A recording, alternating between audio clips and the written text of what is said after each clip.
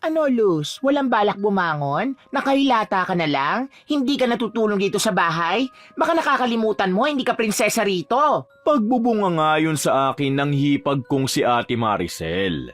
Ako si Luz Biminda, ngunit Luz lang kung tawagin. 18 taong gulang pa lang ako nang manirahan na ako sa piling ni Junjun at ng pamilya niya. Wala kasi akong pagpipilian dahil bukod sa nabuntis niya ako, pinalayas na rin ako sa amin. Hindi niyo rin naman ako masisisi dahil masalimuot din ang buhay ko sa poder ng mga magulang ko. Pasensya na po, Ate Maricel. Masama lang po talaga ang pakiramdam ko. Masama na naman? Palagi ka nalang nagdadahilan. Akala mo ba porki buntis ka, hayaan ka na lang namin na walang ginagawa? Hindi ba't pinayo sa'yo ng doktor na gumalaw-galaw ka? Hindi ko po kasi kaya talaga, Ate Maricel. Hindi pa rin po kasi ako kumakain. Abay, anong gagawin ko? Gusto mo ba dalang pa kita ng pagkain? Bumango ka na kasi dyan at magluto para makakain na kami. Yun ang nga lang ang gagawin mo rito para makatulong, hindi mo pa magawa. Pinilit kong tumayo kahit masakit ang dibdib ko. Umuubo pa ako ngunit iniilingan lang ako ni Ate Maricel. Nagkukunwari lang daw ako na may sakit. Hinang-hina akong tumayo, subalit pinagkakalampag niya ang pinto ng kwarto namin ni Junjun na para bang pinagmamadali niya ako. Kaya wala na akong nagawa kung hindi ang lumabas. Malaki na rin ang tiyan ko dahil 6 na buwan na itong dinadala ko. At 6 na buwan na rin akong nakikisama sa kanila. At walang araw na lumipas na hindi ako pinagagalitan ni Ate Maricel. Yan kasi ang hirap sa inyo. Lalandi-landi kayo, magpapabuntis, wala namang pera. Imbis na nag-aaral kayo, inuuna nyo pa ang pagbo-boyfriend. Ang kapatid nyo naman pong si Junjun ang nanligaw sa akin kahit ayaw ko, Ate Maricel. At sinisi mo pa ang kapatid ko? Kung ayaw mo, ayaw mo. Pero ginugusto mo rin eh. Kaya wag kang magmamalaki dyan na si Junjun lang ang may gusto nito. Dahil masipag mag-aral ang kapatid ko. Paniguradong inakit mo lang siya. Mag-e-engineer pa naman si Junjun, pero sinira mo ang mga pangarap niya.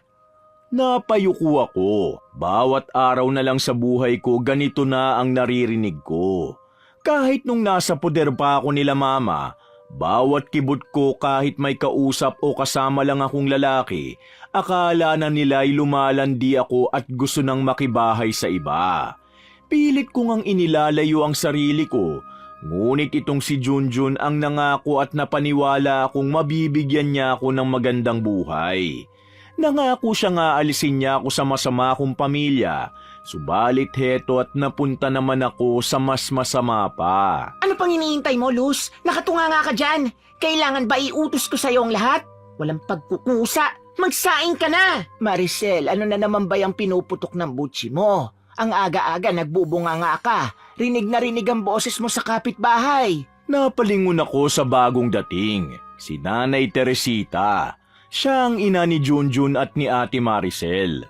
Siya ang madalas nakakampi ko rito sa bahay, ngunit palagi rin siyang wala para kumayod sa palengke at magtinda. Paano hindi ako magbubunga nga? Ito kasing babaeng dinala ng bunso ninyo, napakawalang kwenta. Magluluto na lang ng pagkain, hindi pa magawa. Gusto pa yatang iasi sa akin eh. Nagtatrabaho ako rito. Baka masama ang pakiramdam niya. Mabibitawan mo naman yung trabaho mo para sandaling magluto eh. Work from home ka naman. Hindi naman nila malalaman kung saglit kang mawala. At talagang siya pa ang kinakampihan nyo, Nay?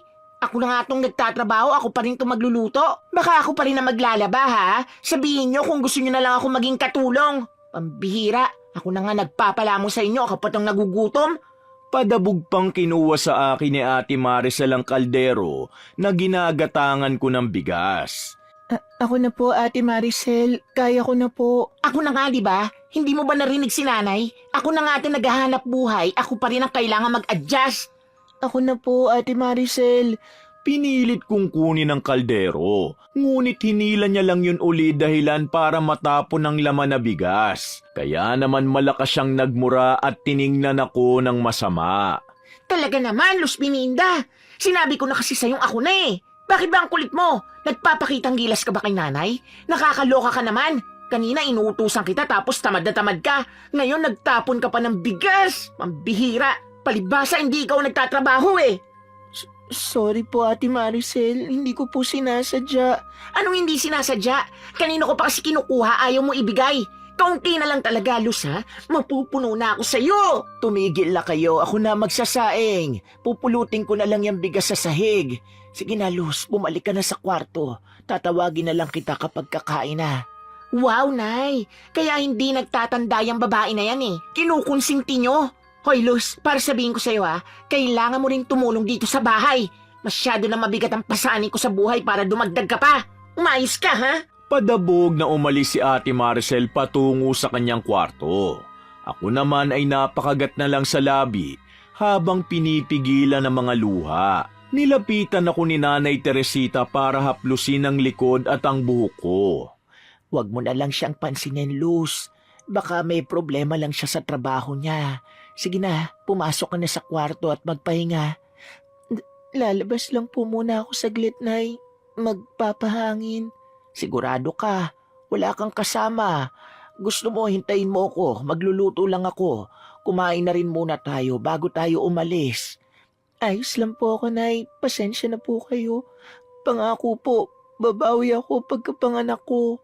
Nako, hindi mo naman kailangan gawin yun. At tiyak hindi rin papayag si Junjun na magtrabaho ka.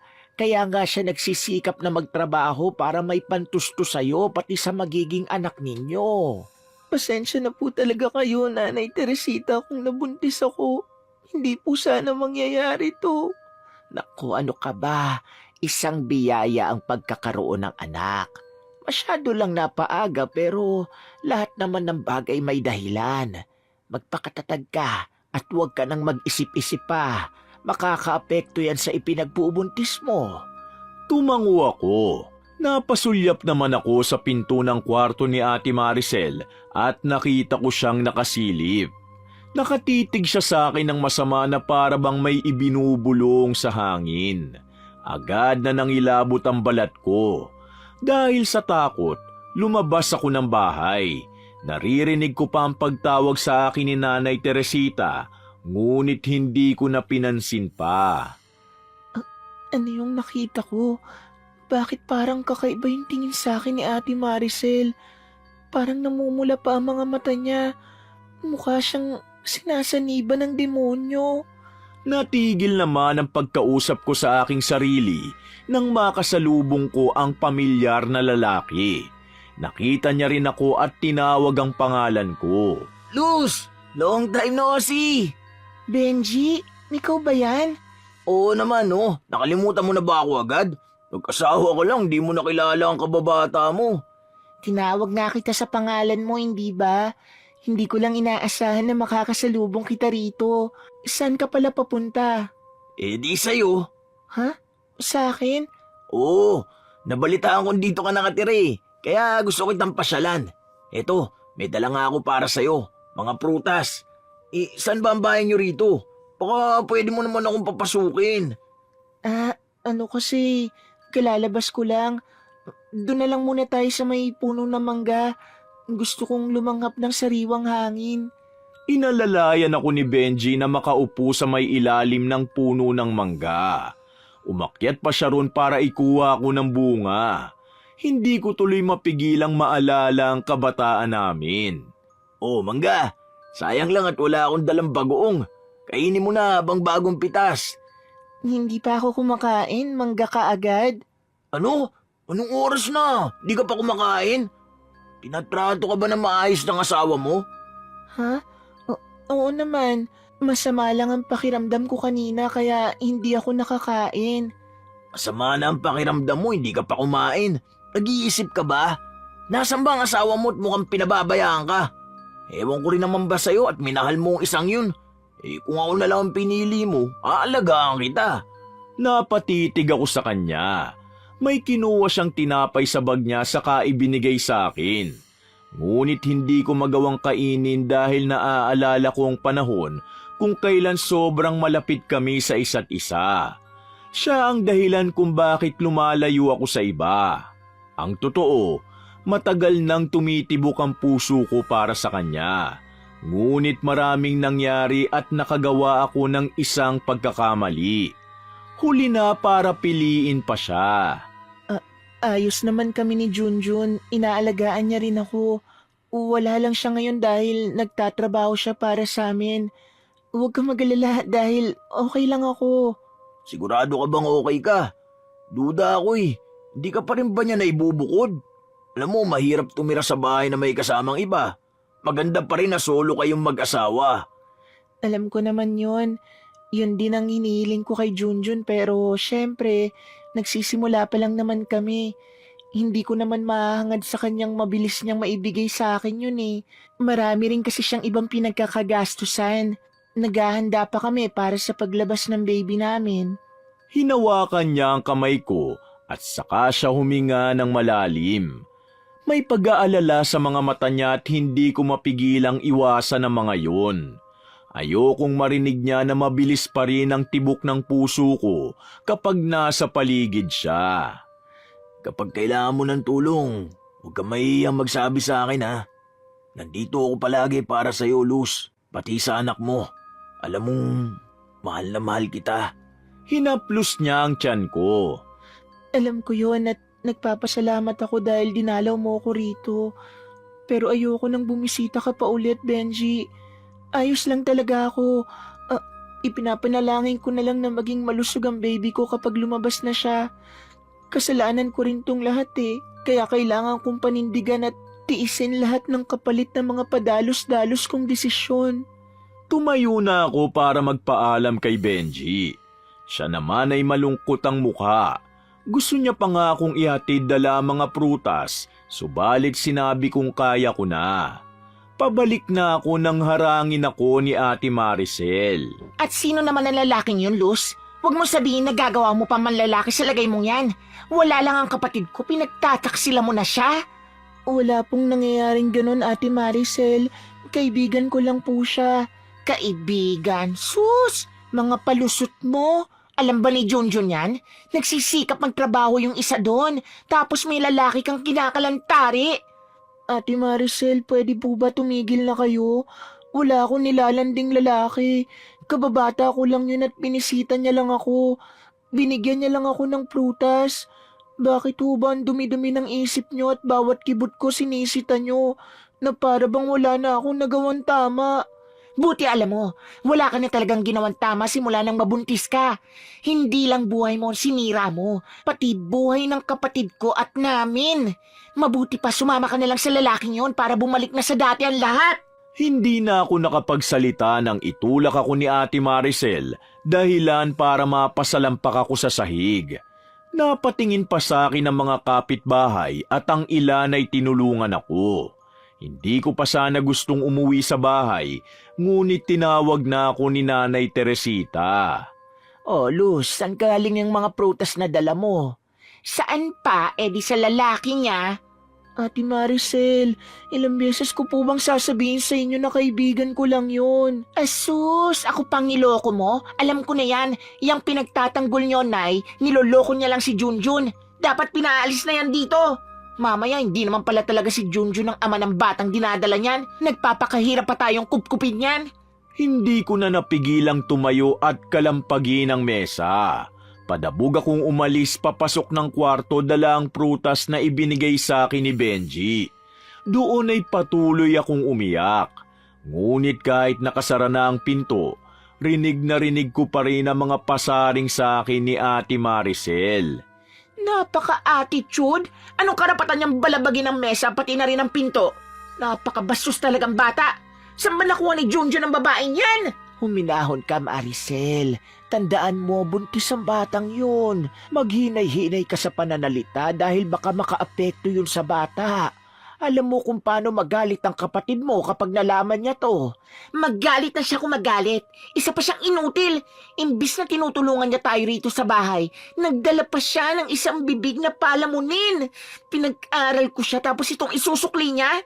Hindi marunong makiramdam. Hindi marunong tumanaw ng utang na loob. Mga pabigat. Sobra na yung sinasabi mo, Maricel. Kapatid mo pa rin yon. Bakit? Totoo naman ang mga sinasabi ko, ha? Masama ba na magsalita ako? Ako itong napeperwisyo. Hirap na ako. Dapat sa mga yan, umalis na lang dito eh. Wala namang kwenta. Masira na ang buhay nila pareho. Maricel, tama na. Naririnig ka ng bata. Mabuti pa kumain na tayo. Sige na, kumain ka na. Baka gutom lang yan. Hahatiran ko na lang siya ng pagkain. Hayaan niyo siya, Nay. Siya tong malakas ang loob na magdabog tapos bibigyan mo ng pagkain? Ano siya? Prinsesa? Aba naman, ang kapal ng muka. Tinakbo pa yung prutas na bigay sa kanya ng lalaki niya para bang kukunin ko. Napakadamot. Patuloy pa rin si Ate Maricel sa pagsasalita ng masasakit tungkol sa akin. Naninikip na ang dibdib ko dahil sa mga sinasabi niya. Kung alam niya lang ang totoo, hindi niya ako uusigin ng ganito.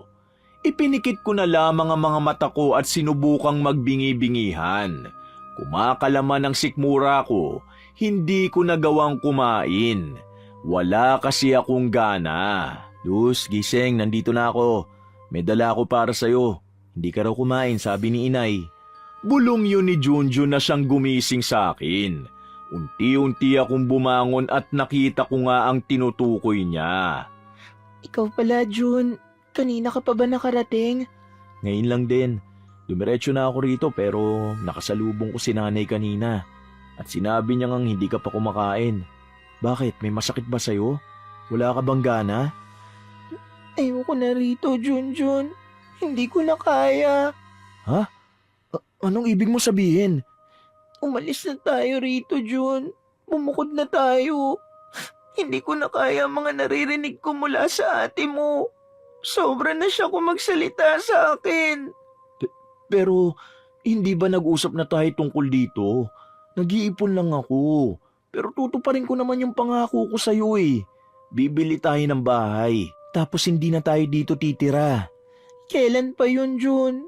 Hihintayin mo bang may mangyaring masama sa akin at sa anak mo bago tayo umalis? Nai-stress na ako sa bawat araw na hinahamak ako ng ate mo.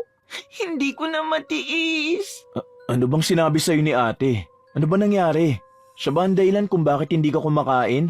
Mapapahamak naman ang baby natin kung ganyan ang ginagawa mo. Bakit parang sinisisi mo pa ako? Paano ba ako makakakain kung kahit sa pagkainan binubungangaan niya ako? Luz, tiisin mo na lang. Wala naman tayong magagawa eh. Nakikitira lang tayo rito. Pasalamat nga tayo kahit papano tinutulungan tayo nila nanay. Saka mahirap kapag umalis tayo. Maiiwan kita kasi nagtatrabaho ko. Paano kung mga nakahabang wala ako, sinong tutulong sa'yo?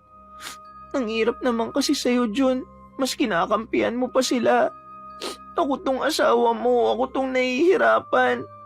Wala ba akong karapatang mag-request? Ayoko na talaga. Kung ayaw mong umalis, ako na lang ang aalis. Ha? Teka, sandali, Luz. Ano ba talagang sinasabi sa'yo ni Ate Maricel? Na wala akong kwenta, na ako ang sumira sa buhay mo, na ako ang dahilan bakit hindi mo matupad ang mga pangarap mo. Talaga ba, Junjun? Ako ba talaga ang dahilan ng lahat? Alam mo kung sino may kasalanan kung bakit nangyayari to. Hindi ako. Kaya pagsabihan mo ang ate mo kung ayaw mong umalis ako sa piling mo. Nagngit-ngit ang mga ngipin ni Junjun. Huminga siya ng malalim sa kapadabog na lumabas. Sumunod ako at nakita kong kinakalampag ni Junjun ang kwarto ni Ate Maricel. Ate Maricel, lumabas ka dyan! Alam kong gising ka pa! Harapin mo ako! Anak, ano nangyayari? Gabing-gabi na, bakit ka sumisigaw? Itong si ate, porke wala ako kung ano-ano nang sinasabi sa asawa ko. Ano Ate Maricel? Bakit hindi mo ako harapin ngayon? Ngayon mo sabihin ang mga sinasabi mo kay Luz habang kaharap ako. Matapang ka lang na ampihin si Luz kasi wala ako eh. Anong matapang lang ako kapag wala ka? Sige, magharap tayo ngayon. Mukhang nagsumbong na sa'yo ang magaling mong asawa na hindi mo pa naman talaga asawa kasi hindi kayo kasal. Kung makapagsalita ka, akala mo may pagmamalaki ka na? Bakit? Anong niyayabang mo sa akin para sigawan ako? Yang buntis mong asawa na batugan? Hindi tamad si Luz, buntis siya. Bakit ba hindi mo maintindihan na hindi siya makakakilos dito sa bahay kasi nagdadalang tao siya? At isa pa, hindi ka naman talaga sa kanya galit, di ba? Kundi sa akin. Bakit siyang binubungangaan mo, hindi ako? Ah, gusto mo? Sige, gusto mo marinig na ang kapal na mukha mo na magdala ng babae rito tapos ako magsusustento? Anong ikaw? Kaya nga ako nagtatrabaho para ako magpo-provide sa kanila eh. So hindi ka natutulong sa mga bayarin dito sa bahay? Yung tubig, kuryente, pagkain na kinakain ng asawa mo, ako pa rin? Peste kasi inuna mo pa yan kaysa kay nanay. At ako na panganay habang buhay na lang na hindi makakausad dahil mauubos ang oras ko kakasuporta sa inyo. Bakit? Pinigilan ba kita mag-asawa? Sinabi ko bang tustusan mo ang pag-aaral ko? Inutos ba sa'yo ni nanay na ikaw magtaguyod sa pamilya natin? Kailanman hindi ako humingi sa'yo. Malakas na sampalang natanggap ni Junjun mula kay Ate Maricel. Maging ako ay nagulat sa nangyari. Hindi ko inaasahan na masasaksihan ko ang masaklap nilang pag-aaway. Parang bumabalik sa akin ang mga sandaling sinisigawan din ako sa bahay. Wala kang utang na loob, Junjun. Kay nanay ka humihingi pero si nanay sa akin dumidiretso. Grabe, ako pa talaga ang pagsasalita mo ng ganyan? Dahil lang sa babae na yan? Pinaglalaban mo yan si Luz? Bakit? Sigurado ka bang ikaw ang ama ng dinadala niyan? Alam mo ba na may kinakatagpo yung lalaki habang wala ka? Bumaling sa akin ang nanlilisik na mga mata ni Junjun. Hindi ako nakapagsalita at lalong bumigat ang aking dibdib. Lahat sila'y nakatingin sa akin na para bang ako ang may kasalanan ng lahat. Kahit si Nanay Teresita ay hindi makapaniwala. Luz, anong sinasabi ni Ate Maricel? Totoo ba na may kinakatagpo kang ibang lalaki habang nagtatrabaho ko para sa atin? Hindi totoo yan, Jun. Gumagawa lang ng kwento ang Ate Maricel mo. Ah, talaga ba, Luz? Ako pa talagang pinagmumukha mo masama? Kitang-kita ko kung paano kahaplusin ang lalaking yun kanina. Binigyan ka pa nga ng mga prutas, hindi ba? Luz, magsabi ka ng totoo. Sino yung tinutukoy ni Ate Maricel? Yung kababata mo bang si Benji? Nagkita ba kayong dalawa? Hindi ako nakapagsalita nang hawakan ni Junjun ang magkabila kong balikat.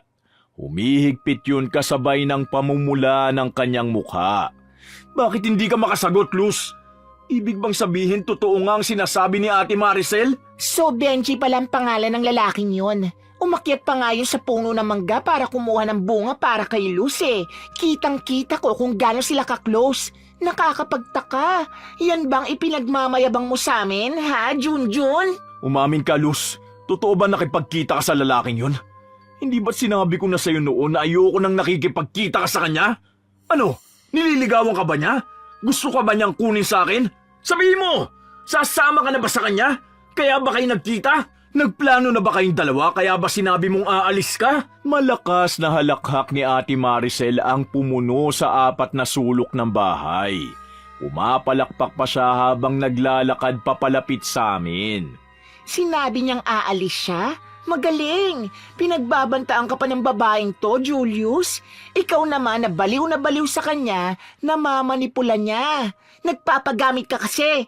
Halata namang hindi ka mahal ng babaeng to. Mabuti pa, hayaan mo na sila magsama.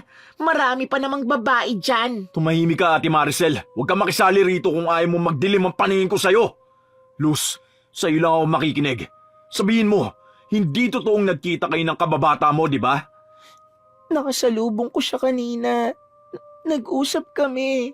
Sinampal niya ako ng malakas. Mas malakas sa sampal na natanggap ko mula kay Ate Maricel. Nanginig ang kalamnan ko lalo na nang sakalin ako ni Junjun. Nag-usap kayo? Ha? Talagang pinaglololoko mo ko, ha? Sinabi ko na sa'yo noon, akin ka lang, Luz! Akin ka lang! Kahit anong mangyari! Halika sa loob ng kwarto. Itatali kita para hindi ka na makaalis pa! Ano ba, Junjun? Bitiwan mo ako! Nasasaktan ako, Junjun! Tinulak ko siya ngunit agad niya ako nagantihan ng malakas na sampal. Pinipigilan pa kami ng nanay niya, ngunit tuluyan ang nagdilim ang paningin niya. Ibinalibag niya ako dahilan para tumama ang likod ko sa pader.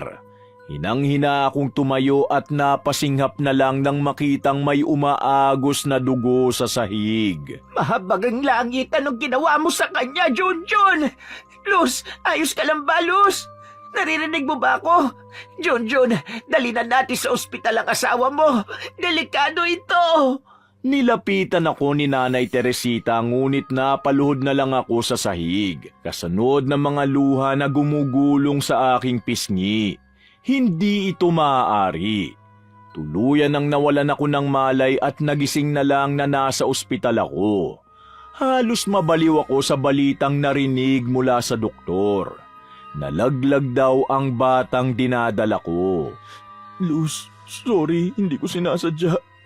ang anak natin. Gumawa na lang tayo uli, ha? Tinignan ko siya ng masama. Nanginginig ang mga buto ko sa galit. Hinawakan ko ang kwelyo niya. Gumawa? Pinaglololoko mo ba ako, ha? Huminahon ka, Luz. Aksidente ang nangyari. Umuwi na tayo sa atin. Halika na. Hindi na ako sasama sa'yo. Aalis na ako. Lumayo ka sa akin. Ngunit wala akong nagawa nang may itakip siyang panyo sa bibig ko. Naramdaman ko na lang na binubuhat niya ako papunta sa wheelchair hanggang sa nawala na muli ako ng malay. Unti-unti kong binuksan ang mga mata ko at sumalubong sa akin ang mukha ni Junjun. Nasa kwarto kami sa bahay ng pamilya niya. Aalis na sana ako nang may biglang kumalansing. Nakita kong nakakadena ang kamay at paa ko.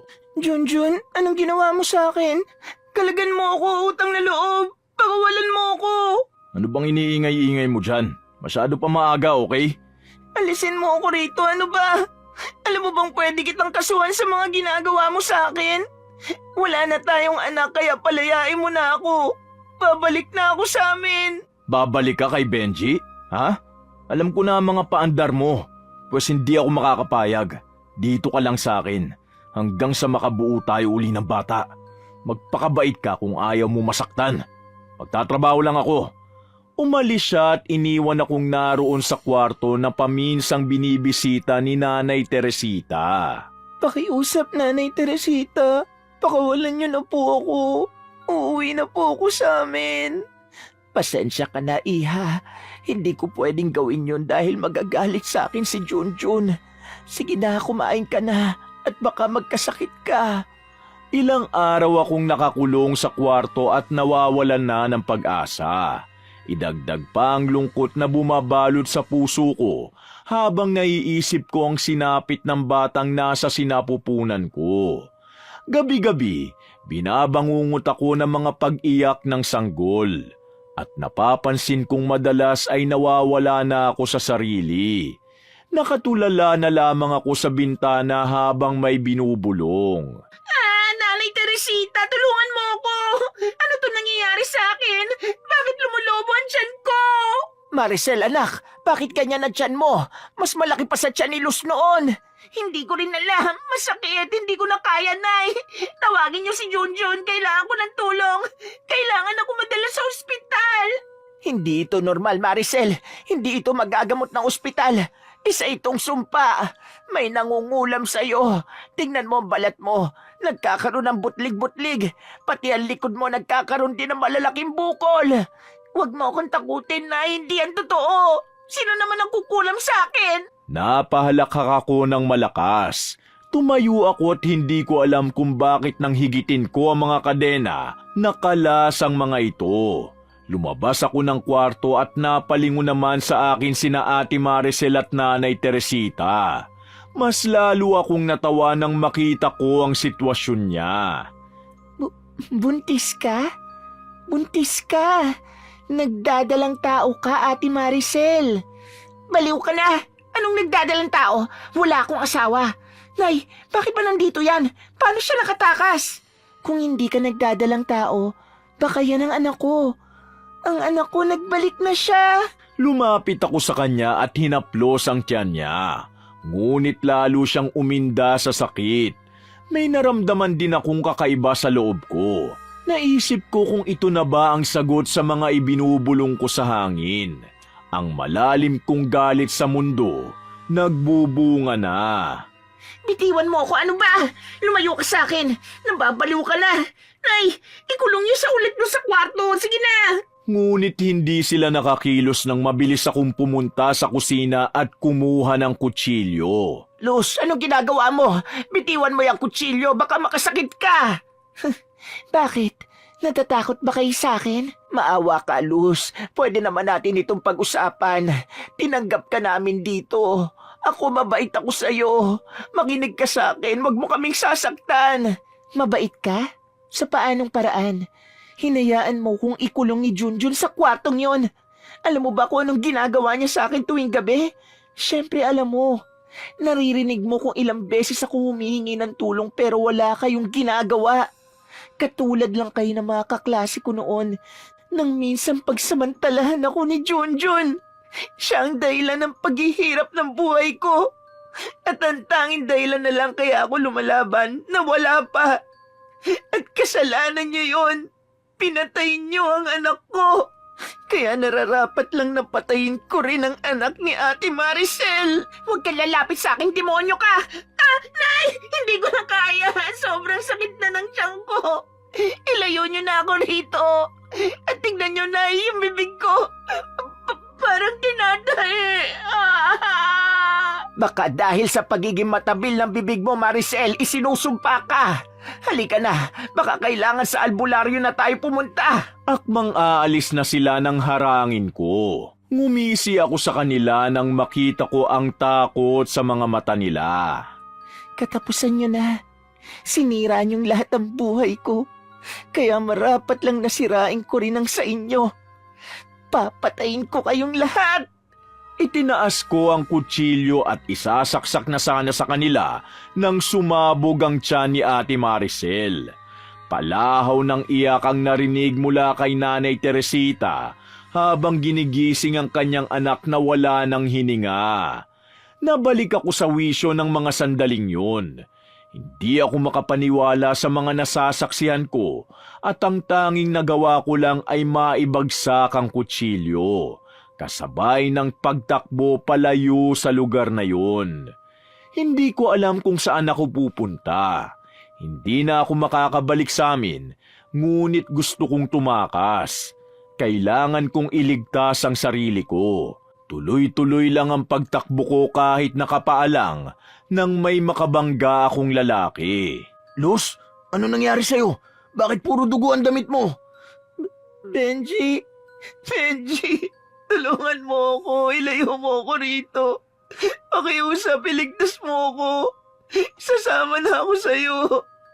Please, Benji. Anong sabi mo?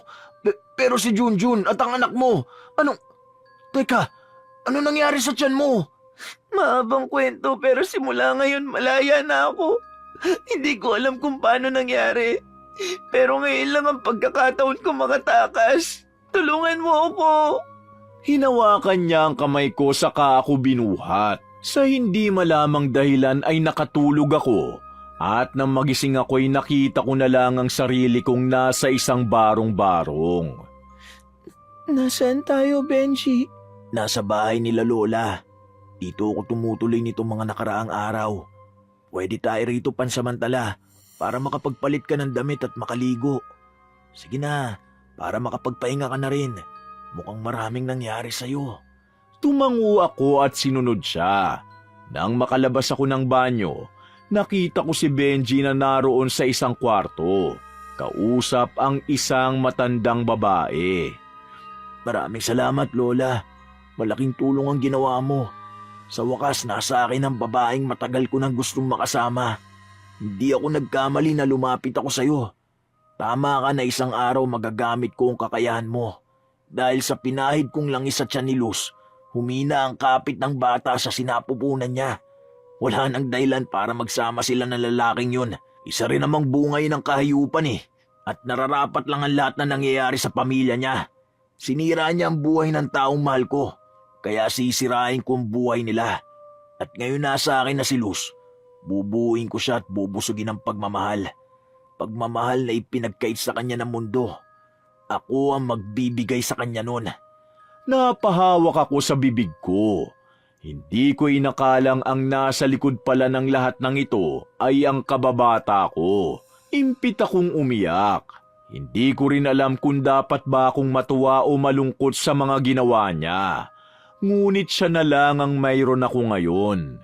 Alam kong ginawa niya lang din ang lahat dahil mahal niya ako. At ako, sasama lang sa kanya dahil siya ang tunay na mahal ko. Wakas!